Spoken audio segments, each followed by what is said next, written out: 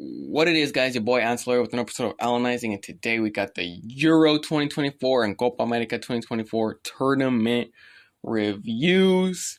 We're going to start off with the Euro final. Obviously, going to have the Euro final. I'm going over both finals, and then we're going to go over the tournaments itself. But start off with the Euro final, Spain versus England, as it was the first game of the day on Sunday. So the first half was a bit dual. Okay, few chances for both teams. They both looked nervous and timid.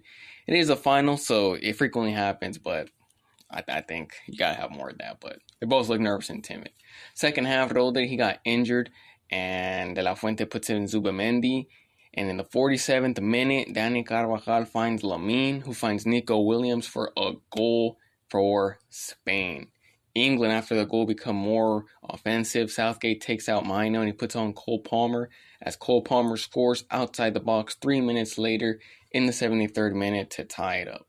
The English then go back to their default tactic and sit back, leaving Spain to attack, giving them more opportunities. And at the 86th minute, Cucurella finds sub Mikel Oyarzabal, and he scores to win it for Spain 2-1. The Spanish finished with the better possession rate or percentage at 65% to 35%. Better XG at 1.95 to 0.53, and the Spanish had more shots at 16-9 and more shots on target 6-4. So obviously, the more deserving team won, and football was fair in this final. The in-game tactics for Spain in the first half, De La Fuente's team looked like old Spain. Right? They're just playing back passes, not really trying to play direct football. But in the second half, it could have been the talk he did at halftime, or it could have just been England lacking. They found more room, they found a hole, and boom, they went back to their direct style and they scored a goal.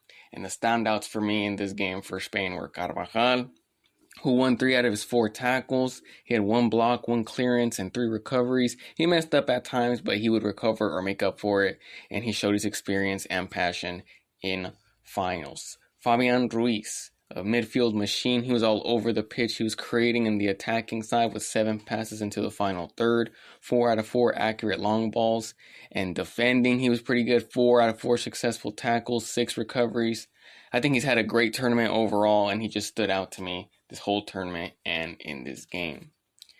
Nico Williams and Lamine Yamal. Nico obviously scored the goal. He created 3 chances in this game, and Lamine had an assist. He also created 3 chances, 3 passes into the final third. First half, Yamal, he was struggling. He was struggling to get in the game. He was trying to go one-on-one with Kyle Walker, and he did a pretty good job on him. Wait, not Kyle Walker. With Luke Shaw. They switched sides, but when he went against the fullbacks in the first half, he was struggling against them. But then in the second half, he felt more comfortable into the game. Both of them, him and Nico, had great tournaments, especially Lamine being the young player of the tournament with his 4 assists, leading the Euro charts. This Spain team, led by Luis de la Fuente, was the best team in the tournament. They won all 7 games. They beat my prediction champs, Germany. They beat Croatia. They beat Italy in the group stages. They beat France. They beat England. They had a great run. I like De La Fuente's style. They have possession, but they take risks, and it's calculated risks, and he trusts his players to go out there and just play football, and that's what I like to see. That's my type of football. They have the possession, right, but they just don't back pass and just have the ball to have the ball. They actually try to go out there and score, and that's what football is about. That's what makes it entertaining, and that's what makes it even to win. Because what is the objective to win? To score goals. And if you don't score goals, you're going to lose the game. So finally have a manager like that, and I hope people start copying the style a little bit more so we can actually have these good, entertaining games. Hope it goes like that. The in-game tactics for England, it was expected. We knew they were going to give the ball to Spain and defend. In the first half, that was pretty good. They're defending pretty good. Stone, Shaw, and Walker with Pickford being the goalkeeper, all defending, goalkeeping at a high level. And then when they got scored on, obviously they know they had to score, and they went on to attack mode. They started retaining more of the ball, and guess what? England actually looked good, and they scored. Oh my God, England scored.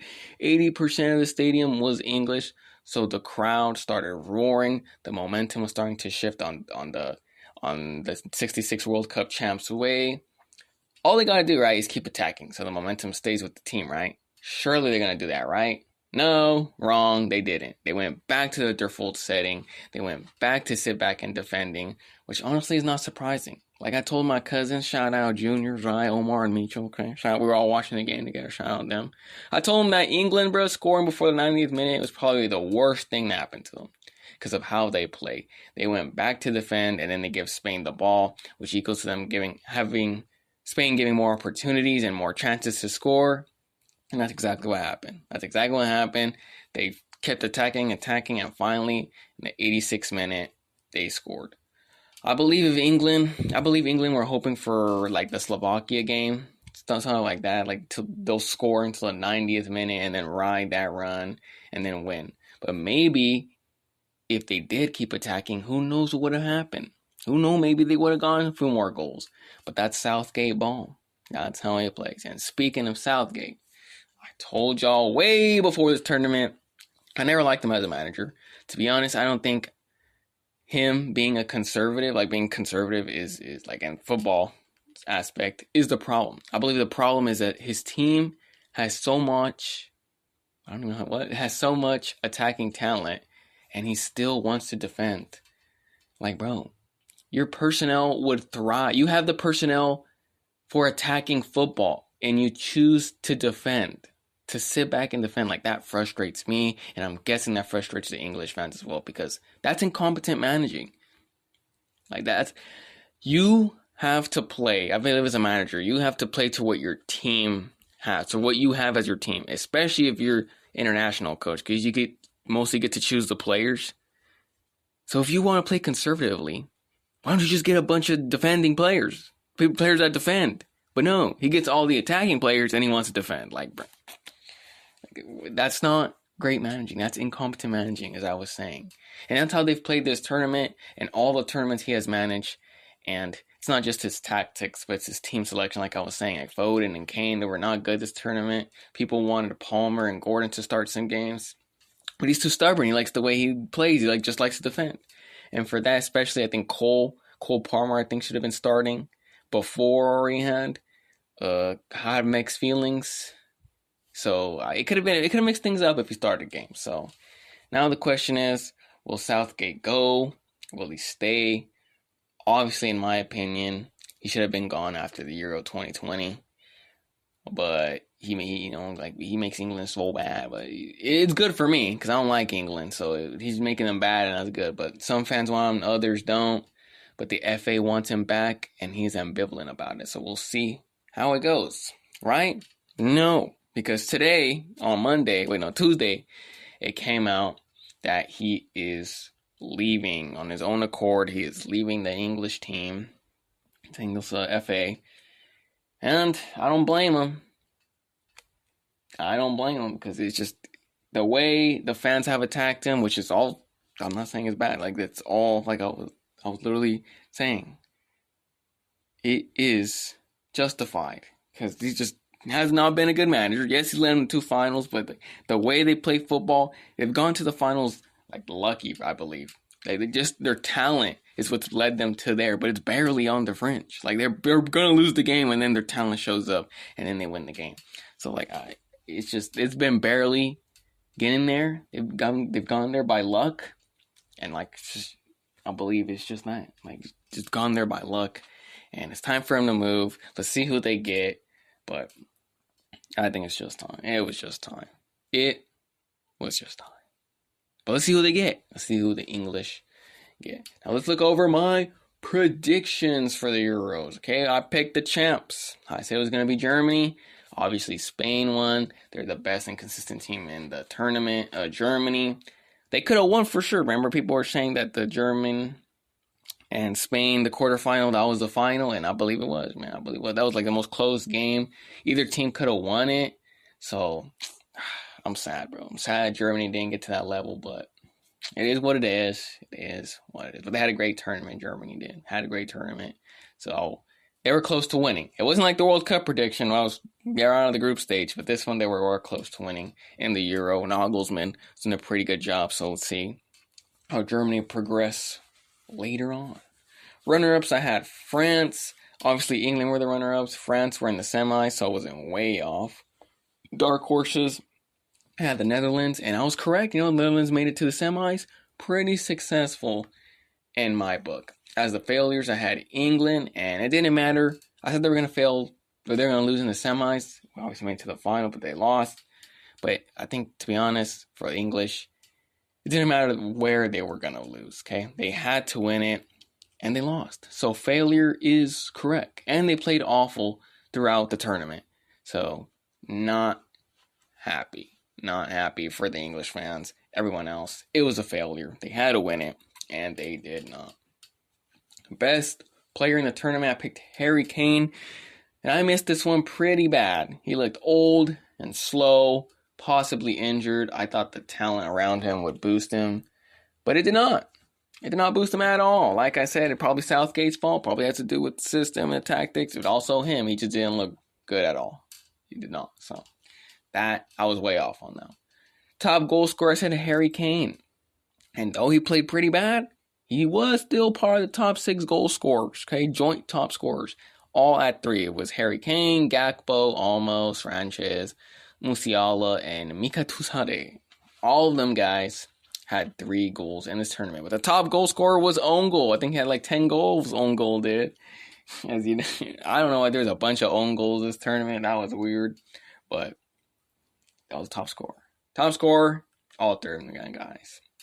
Top assister, I missed this one as well. Gundo wasn't as productive as I thought he was going to be. In Belgium, they were just not good. Gundogan only had 1 assist. And KDB had 0 assists. And I think the top assister was Musiala. We're going to talk about him right now, okay? For the young players, right, I had Musiala and Yamal. Obviously, Lamine, one young player with 4 assists, leading the charts. My bad. As I said, Musiala, my bad. It was Yamal. With 4 assists, leading the charts. Outstanding tournament. And Musiala was joint top scorer, as previously mentioned, with 3 goals. So I pretty much nailed this one. Either way, I was going to get it right. And let's go, man. Pretty good. Switching on to La Copa America final and review. Okay, before the game. Let's get on before the game because it was hectic. Chaos ensued as fans were sneaking and tearing down checkpoints, barriers, and getting into the air vents to get in the game. This obviously led to security getting overwhelmed, and it started letting people in with no tickets. So then the people who did pay thousands of dollars for their tickets weren't allowed, and reports say that 7,000 fans were let in to the stadium with no tickets. Just chaos and anarchy. It was, watching it from a fan perspective on TV, I was like, what is going on, bro? Like, just start the game. Why are these people doing this? Like, bro, like, they're doing too much for a game. That's like, oh, I don't know, man. It was just chaos. So now it's come out, like, who is to blame for all this? And I have 3 organizations to blame. The first that has all the blame is the fans. Like, it's just the fans. If they don't commit this stupidity of breaking into games, this never happens, right? And I get passion and love for the game, but this is not it. Okay, breaking into games, stampeding over people and kids, this is not passion. This is not love for the game. And I'm going to be real as fuck right now, okay? I might be called out for it.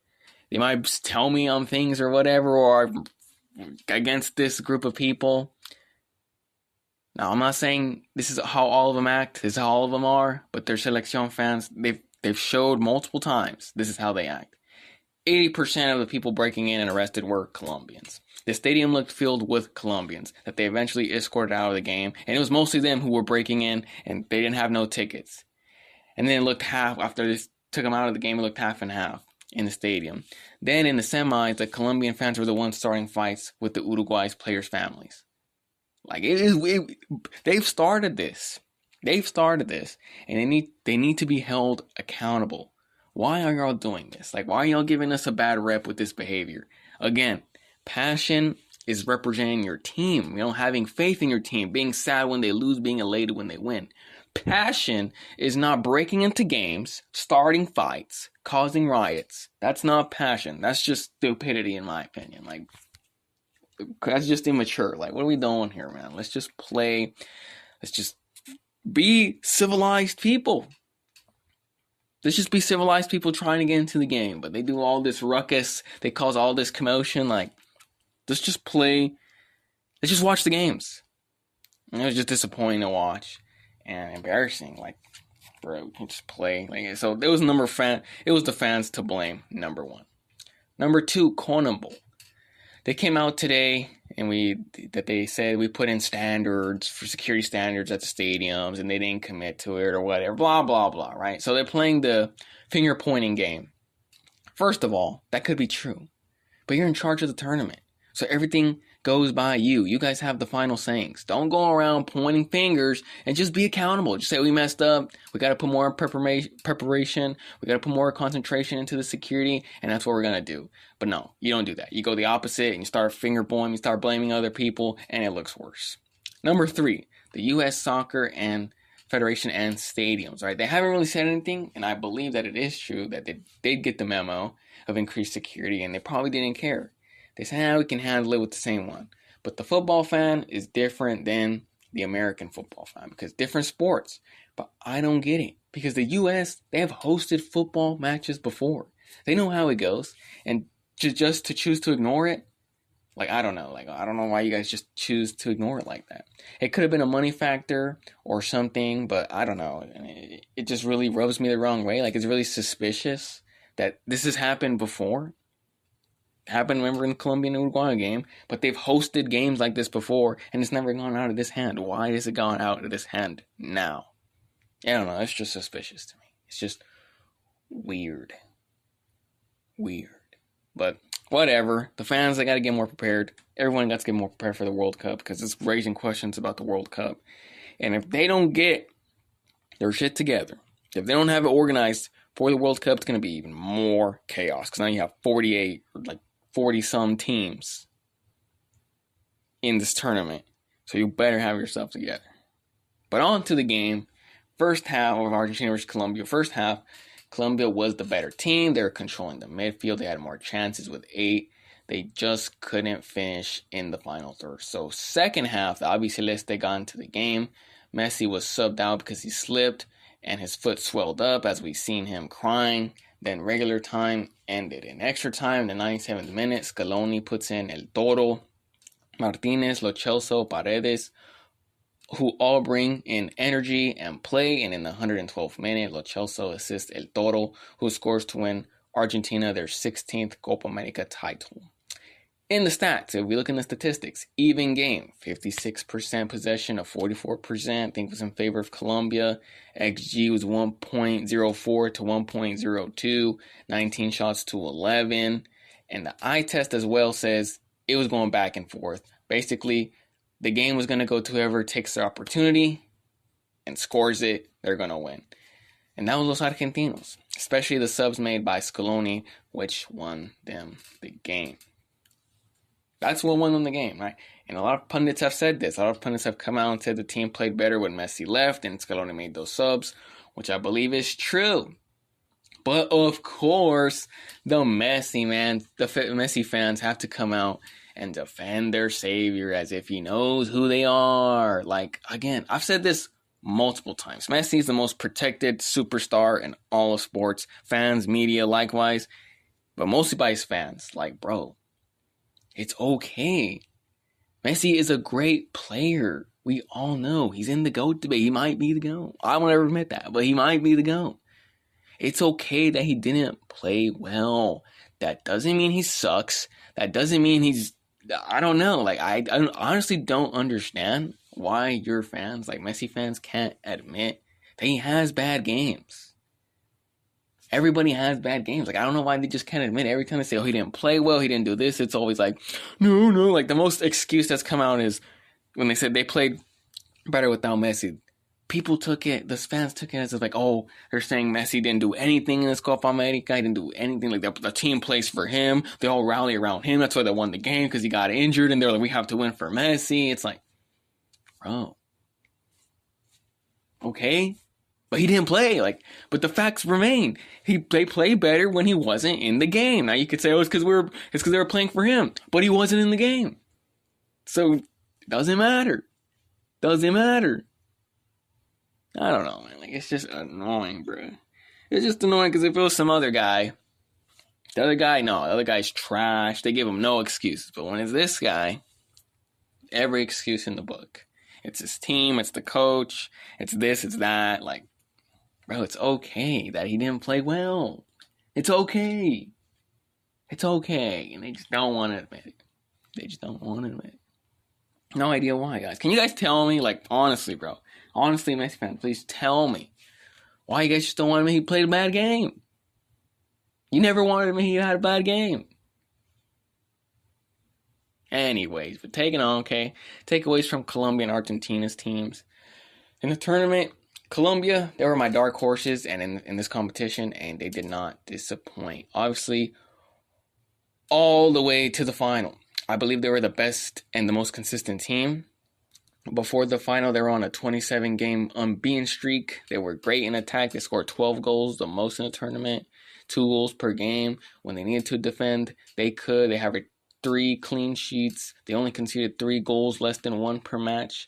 Nestor Lorenzo, the coach, good coach, made the team great team choosing players like James, who didn't expect James to have this type of tournament. Richard Rios, Daniel Munoz, but it just didn't happen for them to win it all. Argentina, obviously, I had them in the final because the road was easy. I mean, Ecuador and Canada, like, that's your road to be in the final. And if it wasn't them, it was going to be Mexico and Venezuela. Like, again, 2 easy paths for them. And they weren't great this Copa America, but on the attack, especially versus Ecuador, it went all the way to penalties. But defensively, they were really solid with Romero and Martinez defender partnership. And Dibu, the goalkeeper, only conceding 1 goal. Though I don't believe they played their best football, have a great squad and team, and it wasn't surprising that they won. Just wasn't. If you think about it, it wasn't surprising that they won. Now let's get over to my predictions, right? So, in the group stage, I had Group A. I had Argentina and Chile passing, which obviously Argentina did, but instead of Chile, it was Canada. For Group B, I had Ecuador and Mexico. It was Venezuela and Ecuador. Group C, I had Uruguay and the Estados Unidos, but obviously it was Uruguay and Panama. And then Group D, I had Colombia and Brazil, which they both passed. So I was right on that. For my champions, I had Brazil, and they were not at their best. They underperformed. They were eliminated by Uruguay in the quarterfinals by penalties. They just underperformed. The whole team underperformed. Not a good tournament by them. I guess what Ronaldinho said was correct. It's just not the same team, and we'll see what they do in the future. But they did not do well this tournament. Our runner-ups, I had Argentina, and obviously they made it to the final and they won it, so I was wrong.